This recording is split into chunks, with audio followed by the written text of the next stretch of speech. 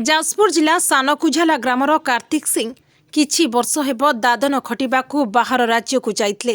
सेठारे से जहा रोजगार करती सेथिरे तांको परिवार बेस खुशी चलुवा बेले हठात कार्तिक सिंह काम करुवा समय 9 ताला तलकू खसी पड़ते जहा फल घर उपरे कला बादल माड़ी आसीथिला। बहु टंका खर्च कला परे मध्य से ठीक होई नथिले। घर चलिबा बहुत कष्ट होई पड़िथिला। ओळिए खाइबा पई नाही। ए खबरटी गरीब कल्याण सेवा फाउंडेशन जानिबा मात्रके गरीब कल्याण सेवा फाउंडेशन भाई भौणी माने जाजपुर जिलार बरुहा सानकुझाल ग्रामर कार्तिक सिंह घरे पहुंची तांकु सहयोगर हाथ बढ़ाई।